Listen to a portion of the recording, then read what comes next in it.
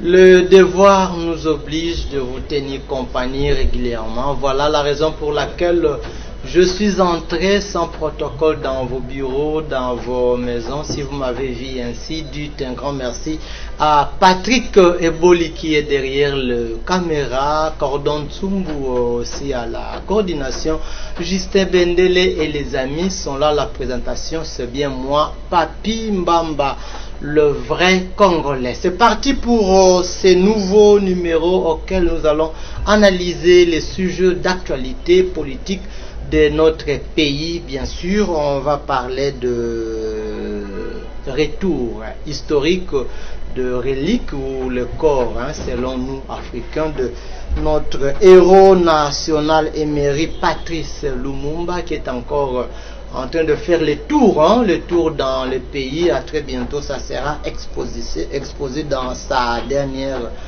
demeure. Mais aussi la libération un peu compliquée de Vital Kamerhe qui change les avis de population. On verra aussi la guerre à l'est du pays. Bien sûr, il y a certains accords qui ont été ou qui sont signés. Les amis sont sur le plateau avec moi, ils vont donner les avis, mais toi aussi tu peux intervenir à travers le numéro qui est ou qui sera affiché. Tozana bandeko ebele boka moite pona linga na lobaka ba congolais presque nyos to yebi français, mais to lingaka mingi ko manyola pona ko lobana lingala pour que tout le monde entende et comprenne. Ndeko Yvon Mukonga azele mona biso. Ndeko Yvon mbote na yo. Mbote le vrai congolais, moi na mboka la pêche pe mbote ndengo invité nga espère communicateur na ngai oito mega solena ba politique. Très bien, Ndeko Yvon ye aza parmi ba communicateurs ya UDPS, mais ye aza parlementaire debout, bango batelema na base ya nzete wana bango ne babangisaka biso. Ye aza na parlement debout ya entrée ya Kimbuta. Ndeko Yvon, bino ba parlementaire debout to banga bino mingo ndi bozaka brutal pona nini? Te biso toza brutal te Etienne Tshisekedi la kisabiso asabi brutalité. La kisabiso brutalité te ko la vérité. Ba to banga la biso po te bisa ba vérité. Tant to ba vérité ndi ba to banga. On va donner la vérité. Ok, non, quand la vérité vient au banc, il attend la jeunesse, vous de comme sous, de l'ingénieur Kenaya, Banga, le Bibino, vous avez brutal. Bien, vous avez brutal. Ndeko Junior le kilo, Pazel le monde Bisso, Ndeko Junior le kilo, Mbote na yo. Oui, Mbote ndeko journaliste, pe Mbote na ba co-débatteur nangai, pe Mbote na ba ibanso, bazon na yusuna ba habitando yeke, bien que boebi la gestion de la ville de Kinshasa, ou wap banzile zozalate, il n'y a pas de développement sans l'homme. C'est l'homme qui est au centre du développement. Ça c'est la première des choses. Il n'y a pas de développement sans la production locale. Il n'y a pas de développement, il faut pas produire. Ce qu'il faut produire, il faut comment le développement koya. Voilà pourquoi à l'époque de nous disait retroussons nos marches, agriculture priorité de priorité. La Chine, pour qu'elle soit Chine, abandaki nanzela ya bilanga. Et aujourd'hui la Chine a eu qu'on a tapé à Matimakas. Alors à part la production locale, il y a ce qu'on appelle les routes. Et Sengeli Banzela Ezala. Aujourd'hui Banzela Ezozalate. Na Kinshasa, il faut qu'on élargisse Banzela, net Banzela avenue université. Il faut qu'on élargisse Yango. Il faut que ça là, ba route auxiliaire ou encore ba route secondaire. Parce de moutons te. Oui, non. Parce de moutons PA et s'il vous plaît, so de moutons et ya et au temps ils sont procès à 100 jours au Wabiba na Congo ba moni wakai komona. De wanda ko le bande ko mera te abimi c'est que poser 100 jours wana ezala récit. Banzela est un facteur très capital, très crucial. Oyo bana yakini bazan besoin. So que na kinse solelo. Bana kinse bana besoin parce que ba terrasser parce que vous trouverez trop de mabengi. O lelo to zati wa mbula ebeta poto ba papa songolo yaka ko singala songolo ko sala. Il serait souhaitable ya ko sa ba terrasser pour na ko canaliser ba mena niveau kinse so. So ko ke nanga balelo. C'est rien. Député provincial. S'il vous plaît, nous devons connaître quel est le rôle d'un député. Rôle à député est à niveau provincial, ça va aider. Koyeba kosaka ba déclaration, mais les députés ne font rien. C'est à l'exécutif. Alors on a un gouvernement provincial et les compétences sont d'attribution bien sûr. Il y a des compétences dans le gouvernement central, que appelle un gouvernement provincial. Alors les peuples a besoin de ce na Kingabwa, côté Wenzambi la Mbamboule bandaka c'est catastrophique. Les lots ba rivière toi nelanga, il serait souhaitable il y a ko curer ba rivière moment au lieu que ba mbula ebeta batwa kana ba Singapour et l'hôpital donc c'est le temps de yako sala makambo ya malamu pour na peuple congolais basepe. Merci beaucoup Ndeko Junior, ba question est tellement ébélé mais tout nante pour ça sujet na biso à leloté mais la présenter que ça analyste politique mais oza mingi na ngambo ya la mokaza na makama parti politique arate makama na tozongela ngata mwasima Ndeko Feli Mukanya pas de longo la biso Ndeko Feli mbote nayo mbote les vrais congolais mbote na banyonso bazolanda biso mbote na bakolébateur baza na plateau. En tout cas tu es le loto sur la makambo ya Congo. Très bien. Mais utilise que accent moko eza négatif sur l'éducation nationale. Ah. Les loyaux toujours au monde. Examen d'état très bientôt là. Le vrai congolais, je vous dis, c'est catastrophique et c'est une honte du siècle. Oui, le président actuel a décrété la gratuité de l'enseignement. Et aujourd'hui, gratuité wana est mise à mal. Donc, il y a ce qu'on appelle mise en marche. Mise à mal. Ok. Et là, les collègues, gratuité, les loyaux, donc, on comprendre et en noter, ça se donne, on appelle ça fantomisation des points. Très bien. Donc, bana bazo saline examen te, PCA point. Azui. Examen d'état koutou. N'en parlons même pas. Tricherie à outrance. De ezoye banate, nous partons où? Et puis, l'avenir de cette nation, c'est l'éducation. Très bien. L'avenir de cette nation, c'est l'éducation. Mendeko Feli Mukanya Biazwe Bateto Kendewapi. Yepe Aza, analyste politique indépendant. Ndeko Feli avant de banda, nazo zongi sana malobe panayo. Awa balobi parce que yo zan de mutu ya IDPS. Toi tu représentes président de la République on a plateau nangali. Balobi gratuité de l'enseignement. Bien que c'est pas sur notre c'est pas prévu et s'inviter tout ça est mis à mal. C'est ça le mot si je ne m'abuse pas. Et bien avec ma kamabanzela na régime na bino rapidement avant de banda. Merci les vrais Congolais pour la population maloba. Nazo comprendre que Ndeko ceux qui azo le bagage gratuité de l'enseignement ils ont mis à mal wana mona mis à mal maman oui azana walikale papa oui azana boulou au sepiana ba propos azo le bonete. OK papa wa sombi mutu kana moni bete publicité mutu moko mbonga minerva la bomba ya sombi yango so mutu économie papa wana aposepiana été parce que na mboka oyo gratuité de l'enseignement ezaki na constitution na biso. Okay. Mais ba régime passé batikali ko appliquer ngo à l'intégrité na ngote. Mais na volonté au fatita au côté na pouvoir bi non, il faut enseignement de base à la gratuit. Si on a besoin comprendre le souci là, les soucis là ezalaka ba para ba misaka mbongo ba kutela rabana. Mais alingite gratuitement terminé awa. Ezokate mutu. Deuxième premier zawana. Na zone pas ndeko ta wazo le baki. Banzela ya Kinshasa banzela ndeko. Mais il faut que ça soit vraiment sérieux na makambo zo le ba. Ceux qui les loin de Konanga, tu sais, dans l'émission, tu es non, on a venu Bongolo. Ok. Comment vous savez ça le matin? Et l'engagement. Ok, l'engagement, oyo, banda pouvoir, nyos, ba régime nyos c'est le cas. Mais les lots ceux qui ok na l'engagement, ça banda ba oyebi soki. Banda to botama to tikele comme on a jamais mutu ke le place. Mais grâce à l'impulsion et à Fati, ben to a s'impliquer qui, toujours mon avancer zo salema. Na ebi ke toza ka cha ko sala, soki ke makambu ya mike ezo tambola bien te okoya ko généraliser ngote. Très bien. Banzela ezo salema, eza banzela ezo sa na compétence ya gouvernement national na gouvernement provincial. Nzela ezo salema na otangelo na banzela. Rapidement na bodo na salema. So ke roi Baudouin na Tchang bazo salango. Banzela eza ebele ezo salema na ville ya Kinshasa. Ba pongo to bangati yako. Bazakati yako réhabilité te bazo construire ba pont. Très bien. Bakanivo salama. Banzelo salama bazo réhabilité ba pont ba caniveau.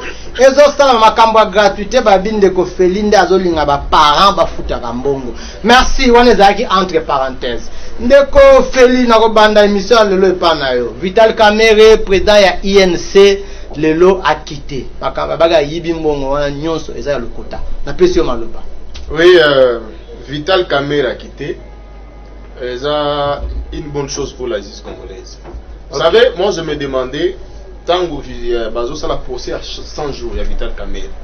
Je me disais toujours, Bala qui s'habille sur la procédure, oui, ça l'est mis que Vital Kamerhe a Bimisambongo a détourné. Le tribunal n'a jamais démontré cela. Alors, Moutoua Zumbongo, donc le fournisseur, a 10 mineurs sur blanc qu'il a reçu l'argent. A eu 57 millions. Et Vital Kamerhe, je ne sais pas qu'il était dans le procès. Il y a Moutoua Sala qui va ordonnancement Yambon, on a évité.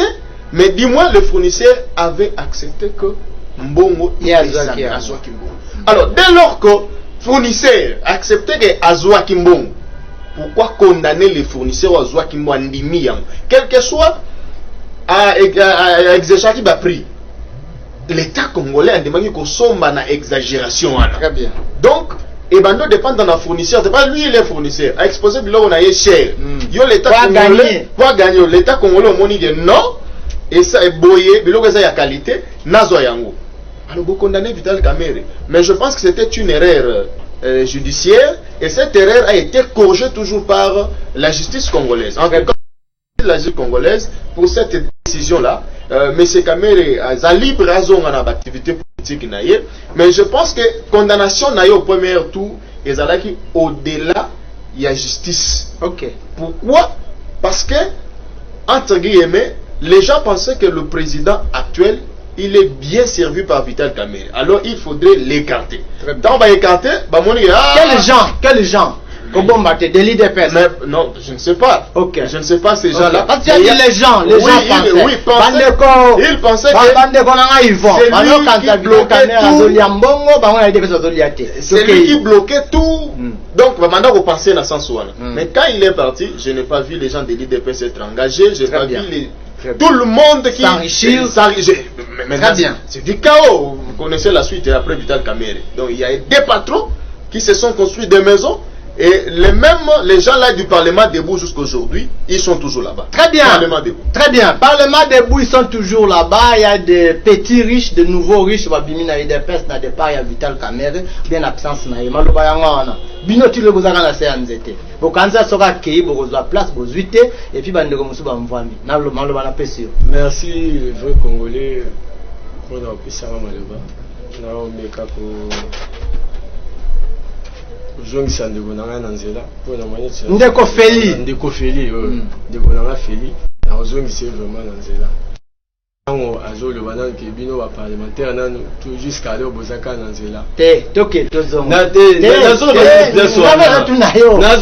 na biso nazo eza na minute na ngai ok mais tikelanga ta na loba nanu bondolo libina bana makambo procès na bana makambo te makambo répondre na nazo répondre ndeko nanga Feli pour na makambo te ba parlementaire ndeko soki olobi ke biso ba parlementaire ti lelo toza na se ya nzete na balabala bozoli ateti lelo mabete eza mabete po biso Etienne Tshisekedi tango a créé ki phénomène parlement debout na 1992 ayebaki point ya créé kango biso toza o bazobenga ba gardien du pouvoir. Ok. Tozo ba mutu nyonso azo gérer mabe nous on est là pour to dénoncer ayeba ke na kaka ba parlementaire debout toza bato ba travailler ba ministère tous un cadre là comment on a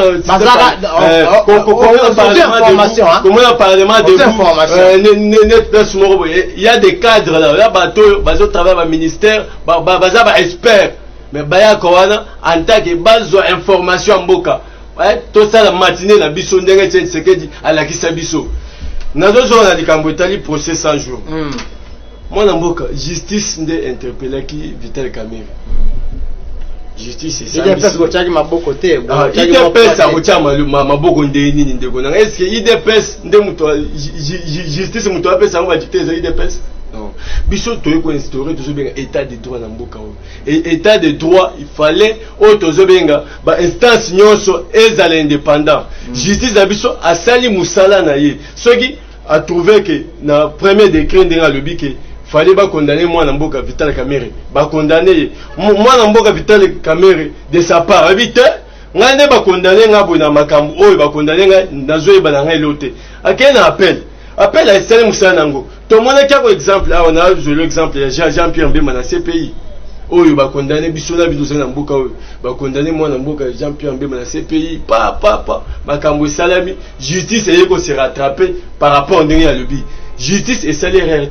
Très bien. Justice biso en tant que légaliste. Ndenge justice et rendre au dossier du jugement nango verdict biso to se soumettre vitalement moi mboka Vital Kamerhe ba quitter ngai nazama lo ba rotia place sur la tête. Pour justice asali musala na ye. Très bien. Oyo esengela ki asala. Justice asali musala na ye asengela ki asala ndeko Yvon azama lo ba rotia te. Ndeko Junior Lokilo awa mbongo ebele babaki ebimaki tomoni bisike keite to kanisa ki ndeko Vital Kamerhe azwaki nzoka yangani te siko mbongo wana bakongole bakozwa ngo lisusu ou bien kei et puis eke wapi maloba yango wana ndeko matondo na motuna wayo na ngana lo balo pour la gratuité de l'enseignement rapidement les à nos dispositions constitutionnelles, ça c'est la première des choses.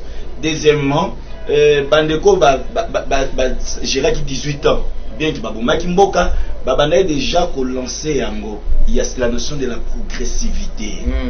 Troisième chose, il a fallu avant de lancer la gratuité de l'enseignement faire une étude approfondie.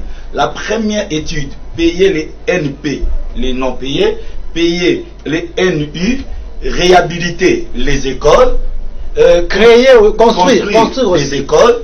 On a, après avoir pour ça la biloko, je vous prends un exemple typique.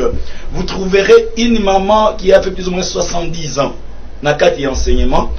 Sur le plan purement pédagogique, il est conseillé qu'une salle de classe soit de 25 à 35 élèves.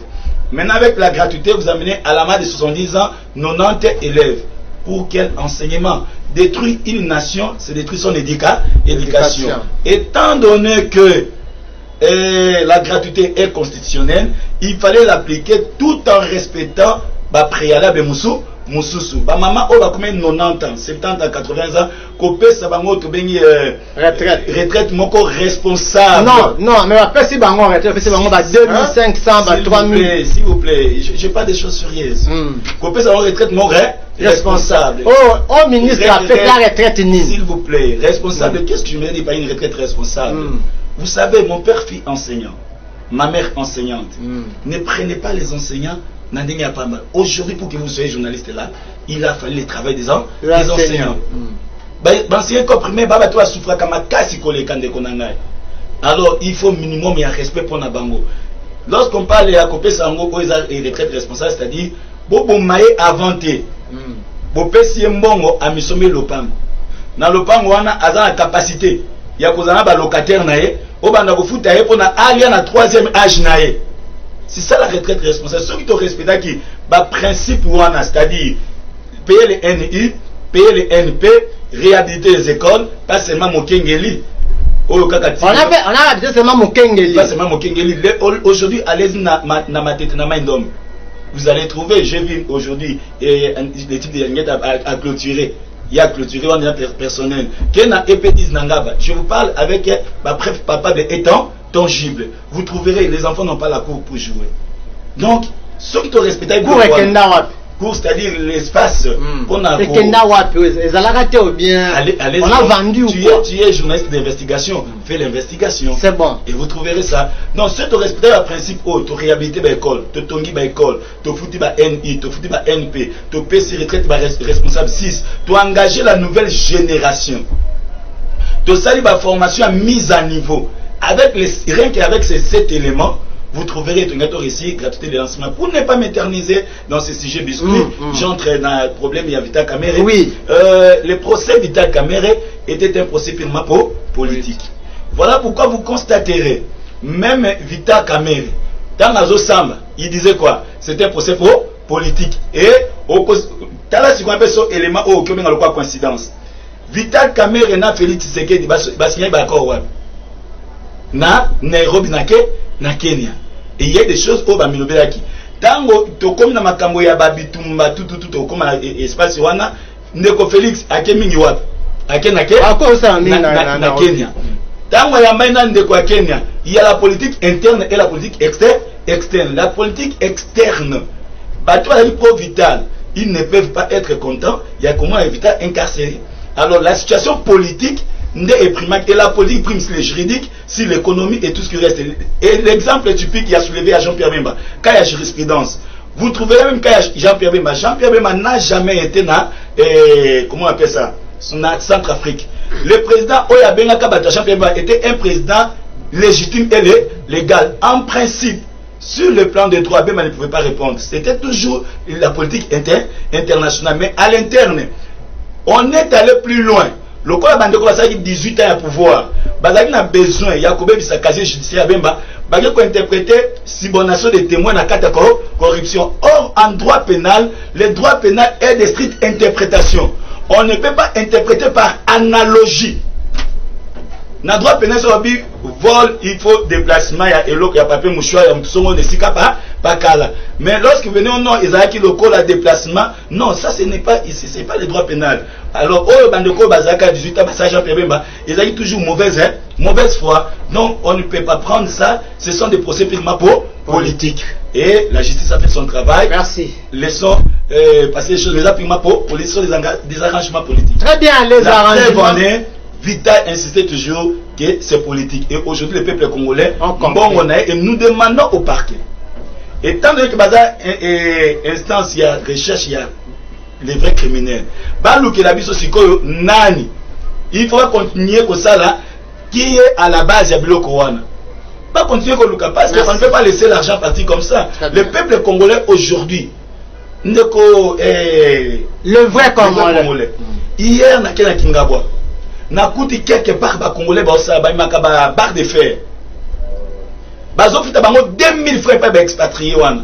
2000 francs par jour, muta travaille du matin jusqu'au soir. Oh ba mbongo wana. Bien que ça pour là, est-ce que qui créer ta misala que je vous ai dit dans ma thèse. Merci. Le secret de développement en mboka par l'homme, c'est koyeba ko sala la production locale. Mbongo wana ko sala ko monter engager ba chaîne wana. Merci. Très bien, Ndeko Junior, dans un monde malobeza tellement ébélé. Batu ya parquet, basunga biso biso mbongo wana ekendaki wapi, c'est ce qu'a dit Ndeko Junior. Est ya République, boyebi yango lelo ke ba Rwandais bazobunisa biso.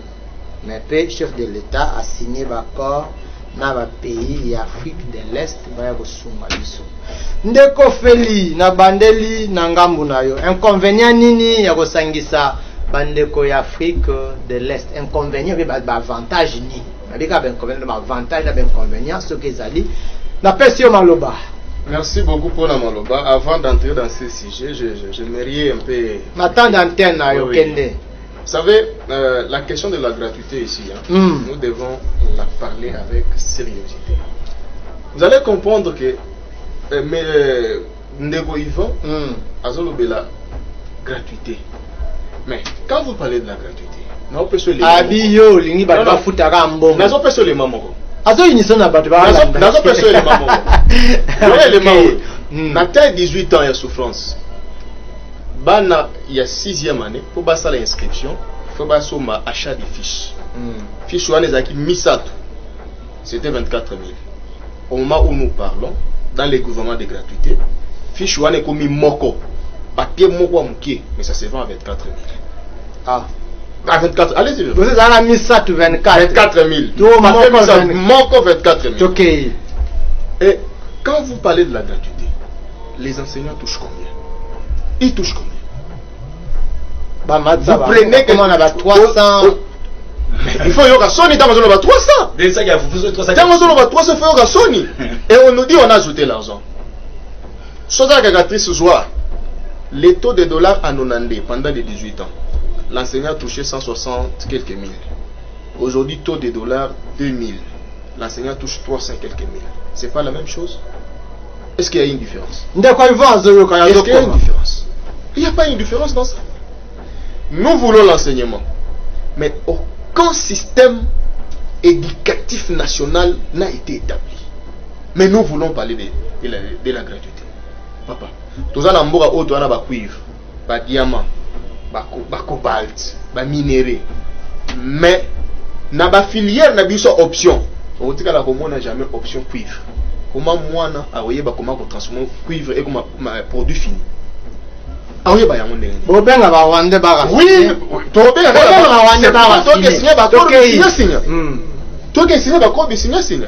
donc nous sommes dans un pays comme ça. Moi, j'ai évité produit fini à diamant et années. Produit fini à cuivre, il y a cobalt et années. Aïe bien monté. Alors, aux autres temps, il y a théorie et zangatine belé na mutu. Azo kotion na mutu, à lobby demande d'emploi. Alors, nous formons des enfants. Gratuité de l'enseignement. Kende kota là-bas, dans quelles conditions? Bah conditionner. Et pour est-ce que je vais leur donner le meilleur de moi-même? Papa, tout ce qui va avancer. Quand tu déjà vie mobimba ya peuple congolais, parce que demain, le demain dépend de l'éducation que nous avons aujourd'hui. Très bien. Donc, il ne faut pas dire des choses comme ça. Oh, papa ya bunaka, je ne sais pas où, à Osili. À Osili Galanim. Na kokati sa rivière pour la raison bongo. Na kokwea na bamai. Ah. Merci. Dans un sujet, ma cambia d'accord concernant aide pour aider à est na guerre on a de kokate. Vous savez la question de l'Est. Et la question est remontée dans la République toi na ngoli ya fachité. La guerre de l'Est est une guerre des multinationalistes. OK. Congo a une réponse à repérer la guerre wanata. On a réponse à repérer la guerre wanata. Kenya, quand vous appelez Kenya, vous appelez les Rwandais, vous appelez les Ougandais. Vous pensez qu'ils vont venir pour combattre les ennemis et après, on va retirer les dividendes de nous. Ce sont nos minéraux qui partent là-bas. Ce sont nos richesses. Comment, tous la guerre, il y a plus de 30 ans à l'Est, mais la guerre, la revendication. Qu'est-ce qu'ils les revendiquent au juste? Quelle est la question principale des autres cités? Le M23 demande comment on dit, qu'on respecte leurs droits. Quel est ce droit-là qui n'est pas connu de tout le monde? Qu'on respecte leurs droits. Quel est ce droit-là qui n'est pas connu de tout le monde? Donc ce sont des groupes Eza na musala ya bakolo nango. Eza na musala bakolo nango. Donc question ya est, orobundelango awate. Bundelango na bateau bazana CC. Alors, ceux qui les loyaux, la RDC pense que c'est les Rwandais qui fait tout ça. Pourquoi pas attaquer les Rwandais? Pourquoi pas attaquer les Rwandais? C'est les Rwandais qui nous attaquent. Mais attaquons les Rwandais. Tout ça, la magasin va attaquer les Rwandais. Tout ça, l'embargo. Tu vas attaquer à mon nom. Quel embargo? Ça n'existe pas. Quel embargo? Embargo n'existait pas. Moi, je propose une chose. Okay. Pour guerre à Est, je propose au gouvernement. Il y a qu'à doter les tous citoyens à l'Est na ba armes, na ba munitions. Moutounion sont dans l'Est. Vous pouvez ça y armes, minduki. À mon ennemi, à tirer. Parce que, bah, l'état de siège. Jusque là, malgré les efforts de Jérusalem, mais ils ont apporté l'eau, ils ont koufa. Vous pouvez ça bateau, ils ont koufa, on a ba minduki. Tant qu'ils ont côté, on a ba boutou, il y a moi, monsieur Munduki, à tirer. Peut-être à ce moment-là, rebelle va reculer, ah bateau va bien armé, donc moyen à rebondir les choses exactes parce que va éveillé guerre est donc il faut battre l'union va s'impliquer, mais malheureusement alors oui malheureusement et les officiers politiques militaires sont inclus dedans et maintenant on doit travailler pour na parnayer pour na muto dans la simanaye au toucher mutual. Donc, le peuple doit se défendre. Va se défendre Bangomoko. Merci, le peuple va se défendre Bangomoko. Ndeko Yvon na waye pana yo. Laki nan kuna oyo go sangisa nyonso. Bongoti. Yo mutoza chef. Ndeko zela na kenan kuna. Ndeko Junior Lokilo tosengi wana to donc biso ba congolais. Tosengi aide. Biso ba congolais ndela président de la République. Dans le pays à Afrique de l'Est, baya sunga biso pour la guerre. Mabe ezanini malamu ezani maloba yango wana.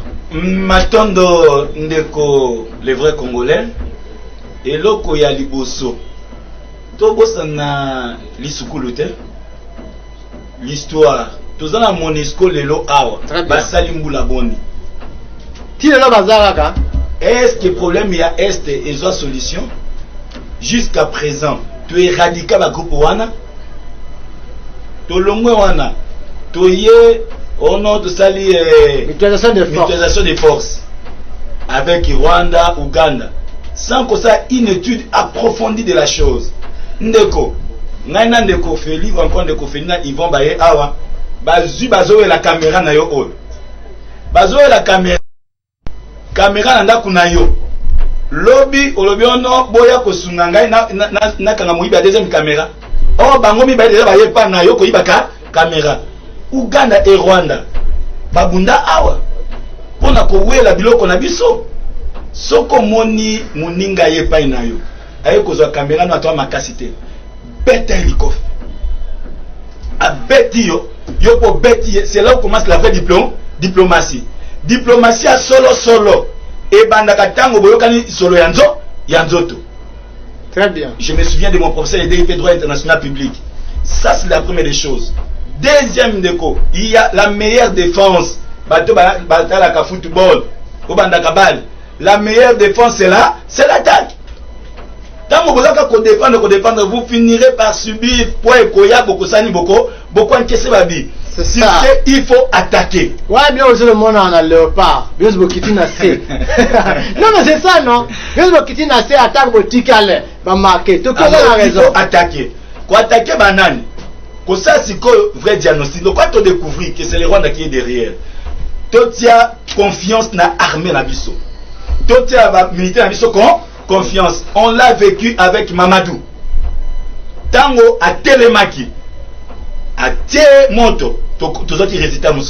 On l'a vécu avec le général Moudzamabe. Tango Moudzamabe Télémi. Tout ça qui résiste à Moussou. En d'autres termes, dans quatre armées na biso, on a des vaillants. Tout ça a confiance. Tout réorganiser l'armée. On ne gagne pas la guerre parce que on a les armes. Mais tant que vous avez une stratégie, il y a guerre. Voilà pourquoi quand tu as une stratégie, on a sa formation.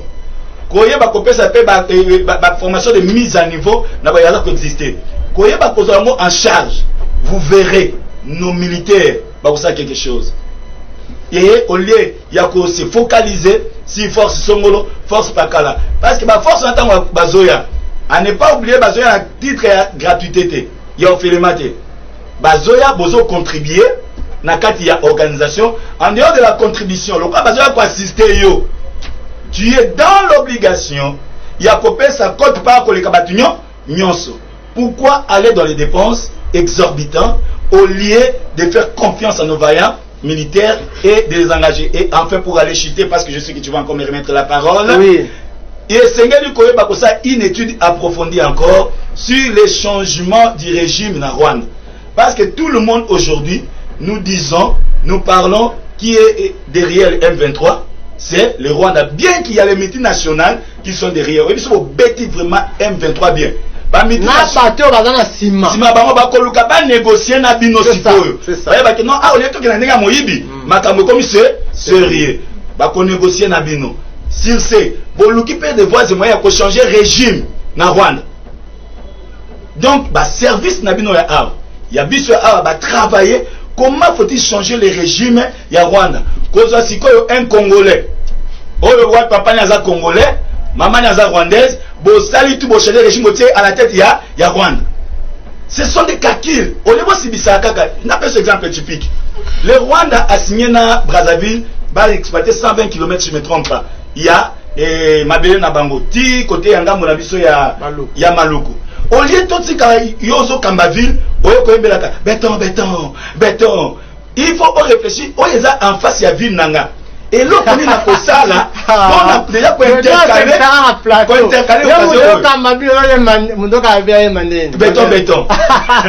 C'est bon, il serait souhaitable, au lieu de chanter béton, de réfléchir comment protéger la ville, parce que la ville c'est la capitale. Très bien. Et c'est trop écœurant, ça fait très mal. on a besoin d'une nouvelle génération, d'une nouvelle classe politique. Et ça me fait très mal au cœur lorsque je regarde dans des plateaux de télévision comment on a des jeunes qui ne comprennent pas que non, ils ont mangé un beau cannabis, Mabele Oyo Lumumba a défendu, le Kwame Nkrumah a défendu la Ghana, et le Ghana est quand même stable. Est-ce que Tokyo est nationaliste, le quoi Lumumba te? Le quoi va passer continuer Fernando avec seulement le Congo? Bateau à côté de Makenon, en tout cas, à jeune, à lutter pas pour les individus, pas pour les dialogues, mais pour son pays. Merci. Merci. Bozolanda. Ça fait très mal au cœur. Ndeko Yvon, on appelle ce Maloba. Non, Loba est l'autre côté. Loba. Ok, merci, vrai Congolais. On appelle ça Maloba. Babina Nuyo, ozo diriger ville, mozo yemba. Banana wana. Na ko répondre à ma question. Banana wana, ozo diriger ville, mozo yemba. Bon, wana, ikambo ya koyimbela fati, koyimbela beton, bon. On est à ma émotion, na yenga na ko girang, na ko. Ok. Na ko lebela moté. Ok. Ko naza communicateur na inte pour le lebela. Ok. Na koti na likambo Italie est na biso. Makambo ndeko azoloba. Ndeko nino za kota ndeko junior, ndeko Félix junior. Ndeko junior. Alobi pona MONUSCO. Biso tango Félix Antoine Tshisekedi Tshilombo koti na pouvoir. Kuti MONUSCO na mboka. Agolo molango. Première voyage na wakendaki na je pense ezaki 76e sommet na Nations Unies. Oyo Félix alobaki pona pour lancer l'opération pour retirer ba MONUSCO na kati ya Congo. Et ça régime passé oyo bato bamela biso bato na Congo. Pour tout monde qui pendant 20 ans bango ba évrer na Congo ba aboutir na léoté. Ba changer le na mboko te.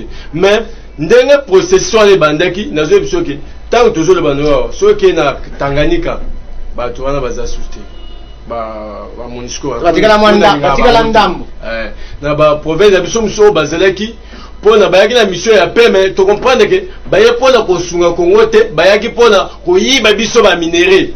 Comment ça fait-il to landaki na bino awa ezaki je pense na village moko côté à est oyo hélicoptère ya Nations Unies ezo memela bato ya munition sikoyo au lieu boya na Congo ndenge facha le baki bo soki boza posa ko ya ko exploiter minerai na biso boya to signer contrat gagnant que bino boye d'une manière officielle que bozoya pour le peuple congolais na ko informer que yeba que processus ya ko retirer ba tout ya MONUSCO na Congo et bandaki déjà ils ont s'accélérer ma casse kalming te ba olonga ngo tout na Congo na continent likambo ya libi ya Mamadou soki mwana mboka Mamadou akufi pe à son âme. Les acquis infiltration au régime passé mais les bisous à pouvoir. Non, il y a le bien sens qu'on a des voyants. Si c'est là le bande de Konangai. Armée la biso Hollanda qui ba révélation bimaka. Armée la biso tous a infiltré ko bandana set na likolo. Comment ça fait-il ba stratégie interne au armée la biso à mettre en place pour le contraper pour contraquer ba troupes armées wana. Dès que armée azana kacha usana réunion ba bazo ko sifanda bango c'est que na kati na biso ezana bato oyo baza bato bazo pesa bato ba information yango monaki Fati alobaki d'ici là bazo lancer une opération moko recensement makasi na armée na biso na lobby boye recensement na armée ezobanda po nazo biso ndeko grand le vrai congolais na armée na biso tozana plus de 68 étrangers. Mais tu constats l'ending pas long. Tu constats l'ending. Ah, aussi l'ending. C'est là rapport. Il y a recensement tant que bima. Qu'est-ce que quand on était de Royoka, na conseil des ministres mon conseil qui me dit moi le baquet. Officier Nyoso, oyo a utikali jamais ko leka na info. École de formation militaire aux Arakananga. Yebake soki oleki na info tendeko. Zela les 30 comme on a ordonnance mobima ba te bele ba okenda retraite na kati armée ba te bele ba okenda vraiment mutu mususu akokina âge à retraite akokenda po nini toza infiltrer makasi guerre ozo na est wana eza guerre moko symétrique ndi ozo mona ngwana lelo yeza symétrique donc na bibo yendeko guerre wana to koti na pouvoir to koti guerre wana fachi moko tango kitaki na goma le bakiki si s'agit na pese bongo nanga pour la Kimezo na Est à Opesa. Aza déterminé pour la Kossi sa Est. Kossi sa guerre à Est. Likambo etali ba accord au bozolo bandeko. Photo un de konanga junior. Communiquer et bimi yo ben en accord. Ah ya ya. Pour ni bongo. Tozala mutema malamu ndeko nanga junior. Tout le monde a atteint les Nations Unies bazo siéger na nini na réunion na bango. Réunion on les a sanctionné na communiqué o ebimaka. Compte rendu ndio babenga ngo compte rendu procès verbal. Ceux qui au moni na ministre sommet salami nani na Nairobi. Mokonzi mboka zaki déterminer makasi. Détermination à lobby. Mais kasi makaka pe aza membre. Ok. Aza membre nani na structure, aza membre, il fallait participer à la réunion. Oyo ezaki présidé par le président Uhuru Kenyatta ya Kenya. Oyo fati atikali déterminer le baké. S'il s'agit de troupes, oyo bakoya na renfort na République démocratique du Congo, bakoya mais sauf Rwanda. Rwanda yebaki ba soda rwandais bakotika ko chama kolo na mboka na basi bakota na mutualisation de force bakota ya inazo yebisa yo boye ndeko journaliste ba rwandais kokota na bango na Congo bazoya sima ya ba nini M23 toujours ba kokota d'une manière officielle que ba na renfort ba kokota te au moins qui des soldats oyo mapinga na biso bakangaki na so na biso oyebiso na bango déjà ne bazongi pa bango wana di mususu na ko zongela ndeko na Feli ndeko Feli tango zo le baké fiche ezaki 24000 oh ya soki ministre ya enseignement a trouvé que bazwa tous les matières ezaki na 3 fiches basenda ngo na fiche moko bater ba fiche moko pour la convaincre ba te mabe à cette place la zawa etika le ka 24000 na lobi boy ezaka quand même ba réduit kaka ba papier nombre ba papier alors lorsque protéger kende yami balé quand on joue pas na kuyebisoki mokonzi mboka alobaki awa bauti kobakisela baenseignant mbongo ntango ozoyebisanga awa ndeko bon yo ndeko sala effort cité opesa o minute ebele omona injustice ozala opesa o minute ebele nga sona expliquer baction ya mokonzi mboka ndeko ivo yoka nazalaka injustice te nazalaka injustice te ataka injustice yoka na expliquer nalobaka plateau eza ya bato nyonso toute tendance vrai congolais. C'est ça. Nous avons injuste. Sala noki o chité pour ça la racine. Ok. Na lobi boy. Enseignant au yabane ko touché na régime passé ya monsieur Kabila Hippolyte 120. Mais c'est 120 000 francs. Combien? 120 000 francs. Les lots tant toujours ba enseignant. Et ça par rapport à la classe ne ba binga kango. Pour la échelon. Oza ba bazo simba pour le moment. Olanda qui ministre na biso ya fonction publique dans le baki.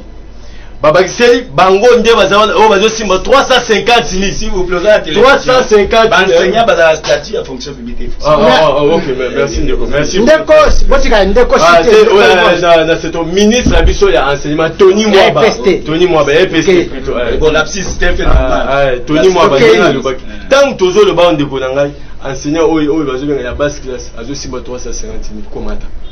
Oya bastan toujours le banayo awo mais nazo comprendre te de refeli makambo bawana azu yango wapi nazo soke pour le moment enseignant bazo zombongo wana eza ndenge pacho zena sisana nute il faut basala nga signe télévisé zangonga chité expliquer le ndeko tango zo bake lelo gouvernement ya biso azo minduki apesa civil c'est que yo za posa ya guerre civile ça na mboka vous en posa guerre civile il faut se défendre tozana armée na biso mapinga na biso basala musala et loko ya ko lobake on songa place na ko lobake gouvernement ya biso a doté autozo bien armée na biso na mba moyen pour ko répondre na pour mettre fin na ni na guerre que ko lobake ko zo minduki on rencontre ce ko zo minduki au PC civil aux autres insécurité interne tout le monde a nakisha ça basongo le pakala. Très bien, Ndeko Yvon Mukonga, il y a un communicateur à IDPS. bozoyoka ndenge azokota kuna bozoyoka ndenge azopanda azokota batoni mwa bango nyonso.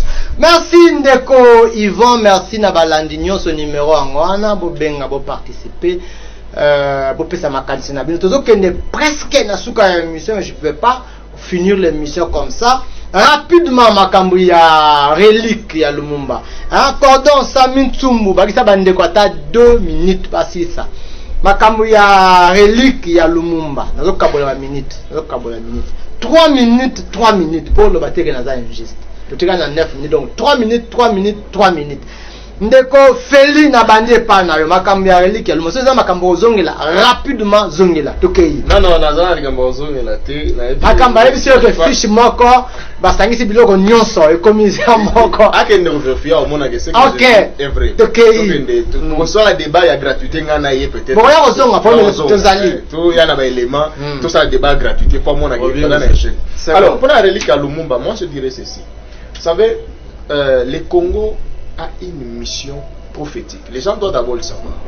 Le Congo, parce qu'aujourd'hui nous écrivons le Congo avec C. Dans la maternité du Congo, le Congo ne s'écrit pas avec C. Le Congo s'écrit avec K. Congo. Alors dans les cas là, il y a une signification. C'est que la Belgique a fait aujourd'hui, que ce soit dans la ligne ya Lumumba, que ce soit dans la ligne ya Lumumba, mais du moins sur le plan spirituel, nous sommes en train de restaurer notre nation Congo. Nous sommes en train de délivrer le corps de qui? Mobutu, vous n'avez pas pensé à récupérer ça? Le corps de Mobutu. Bon, c'est un citoyen congolais. Si l'État congolais pense qu'il peut récupérer le corps de Mobutu, avance avec ce que tu dis. Va récupérer. Donc, déjà, nous sommes dans l'étape de restauration et de délivrance Yambo Cannabis au Congo. Oyo acte Belgique à Sali, ça prouve déjà qu'il y a avancement significatif. Oyo Tokuta Nango Liboso. Oyo ba Congolais bazo là la bazo yebate. Nous sommes dans les temps où tout Congolais doit penser à faire le bien pour ce pays. Le Liboso Tozo Kenda, Congo, c'est un revolver. Kalateawa ezo beta. C'est pourquoi l'homme blanc n'a jamais aimé. C'est l'homme blanc. L'homme blanc ne peut jamais vouloir le développement de cette nation. Alors si nous, les enfants de cette nation, toujours conscience de, il y a une mission spéciale, il faut tout jouer dans le monde. Il faut tout nourrir le monde, Mobimba. Combien de Congo est dans la terre arabe? Aujourd'hui, le Congo est un pays solution.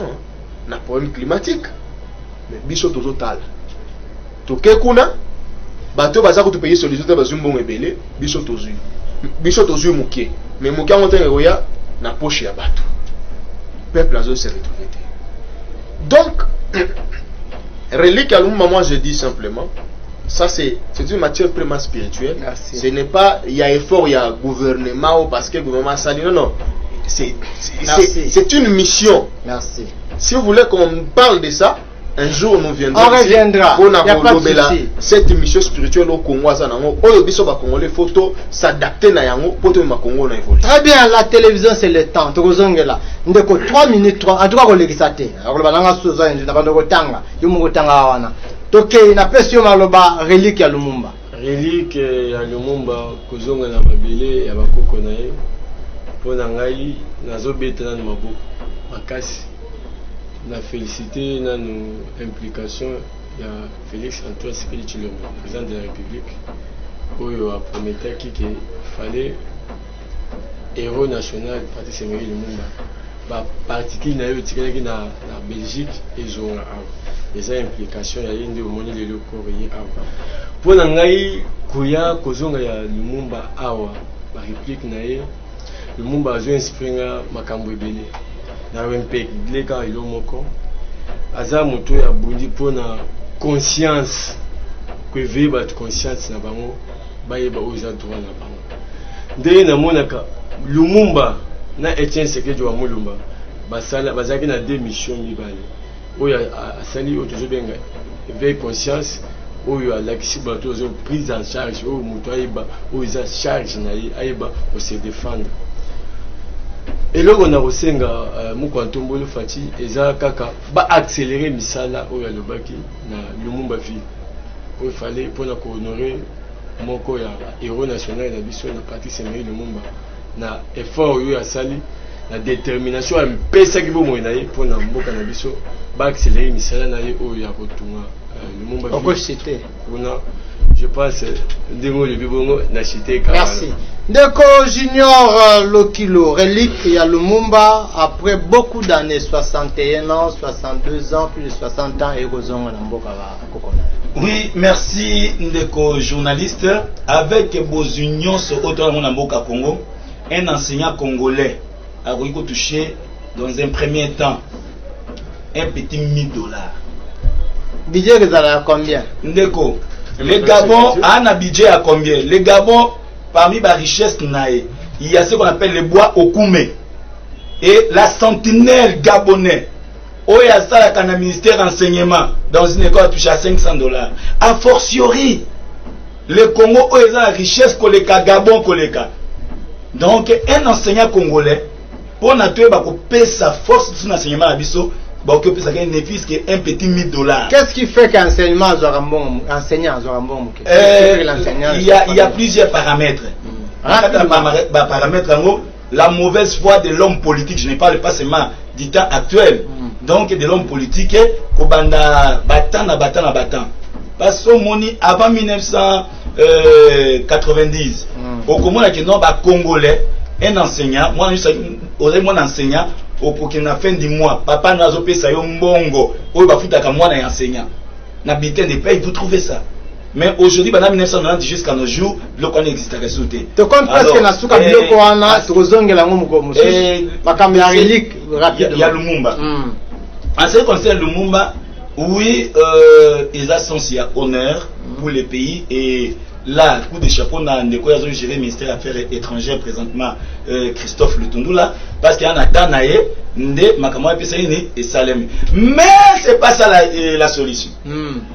Peuple congolais a besoin d'une. Il faut que Belgique a réparé ma préjudice causé. Et la réparation peut se faire d'une manière ou d'une autre. Je prends un exemple typique. Vous voyez, Nabisono et Kekonabino Yango. Tout ça, et Kekoana de 1960 jusqu'à à nos jours, 62 ans. Et produit combien le Colambongo? Intérêt boti combien? Na misé na bango. Mbongo wana to sengi bango bongo te. On fait le transfert d'intelligence. Par transfert d'intelligence, c'est le banini. Je prends un exemple typique dans le secteur armé. Bon, la Belgique, nous reconnaissons, na misé na biso, to za biloko abino boye.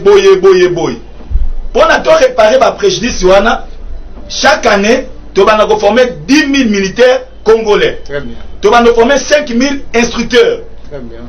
Deuxièmement, sur le plan technologie, au lieu de lukaka pona ko sa biloko na bino na Uganda na Rwanda na Libanda pour affiner la matière première et pas bino mais ko za ba Belgique on prend les Congolais ba former bango ba yesiko ko sa na kati ya mboka dans ba domaine ébélé de d'intelligence. Donc la Belgique ne peut pas se taper la poitrine aujourd'hui que j'ai remis. Non, il doit savoir que Tozan a besoin de réparation à préjudice causé la transfert d'intelligence. Très bien. 30 secondes pour la conclusion. 30 secondes. Kaka pas na bandi. Alors, na ko bisaba na Congo nyonso. Totika la vigilant. Toza teke no to bana ko yembela kabatu. To binela kabatu non. Nzembo ni no bagi wana. To yemba ko béton te. Toza temps. C'est bon. Toza plus temps. Il y a qu'à soutenir FARDC Nabiso. Merci. Bah, bazo gérer Moka. Bazo temps. Il y a qu'à réorganiser Moka. Service intelligence. Bazo temps, il y a qu'à réfléchir comment tu peux renverser le pouvoir dans la Katia. Bandeko bazo Tebiso. Très bien. Frontalier. Ndeko Yvan, rapidement la Kodo Samintou la manœuvre. Rapidement 30 secondes. 30 Merci, secondes. Merci peuple congolais, Bispénion Sobozaki. Rapidement. Na osenga yo tozala ini tozala déterminé sima mapinga na biso FARDC na ko senga bino ya mibale bo céder na ba discours moko a piège en caractère tribal oyo ko créer biso xénophobie na kati ya mboka te tozala vigilant totikala ini sima ya fachi pona kolonga bitumba oyo. Merci. Merci Ndeko Feli. 30 secondes aussi cette émission. Merci beaucoup. Na osenga na peuple congolais a appliquer les logos mo dans la Bible. l'amour du prochain. To lingana. Mabe olingi basala yote kosala nga mutu te. Comme olingi ba bomandeko na yote ko bomampe mutu te. Comme olingi ba yiba yote yo pe ko yiba ba millions ya Congo te. Très bien. Toza la biso nyonso na bomoko na bolingo to faire développer notre pays. Très bien. Toza na bolingo, toza na bomoko pour faire développer notre pays na yamba qui pona intérêt honneur na bino ndeko Yvan Mukonga yaza parmi ba communicateur ya UDPS bien sûr aza parle président ya parlement debout ya Kimbuta na profiter ko célébrer ndeko nyonso ya Changu bazolanda biso ndeko Feli Mukanya pe azaki longo na biso ye analyste ndeko Feli Mukanya ye azaki longo na biso na lobi aza analyste politique indépendant de ko Junior Lokilope azaki longo na biso azape analyste politique indépendant bien sûr mais ya kendami na ngambu ya lamuka na présentation ezalaki ngai Papi Mbamba soko sepelaki pesa merci na ndeko Glody Lutumba c'est un bon garçon tokutani ngai na bino mikolo zoya merci.